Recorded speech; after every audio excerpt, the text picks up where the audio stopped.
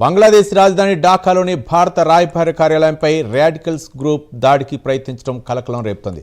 భద్రతా కారణాల రీత్యా మధ్యాహ్నం 2 గంటల నుంచి ఢాకాలోని రాయబార కార్యాలయాన్ని మూసివేస్తున్నట్లు భారత్ ప్రకటించింది. భారత వ్యతిరేక ర్యాలీ చేపట్టిన రాడికల్స్ గ్రూప్ ఢాకాలోని ఎంబసీని టార్గెట్ చేసింది.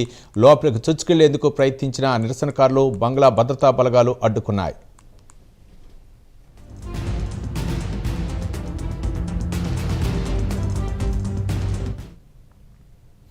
ఢాకాలోని ఎంబసీకి బెదిరింపులు, బంగ్లా రాజకీయ నాయకుల విద్వేషపూరిత ప్రకటనలపై భారత్ ఇప్పటికే స్పందించింది.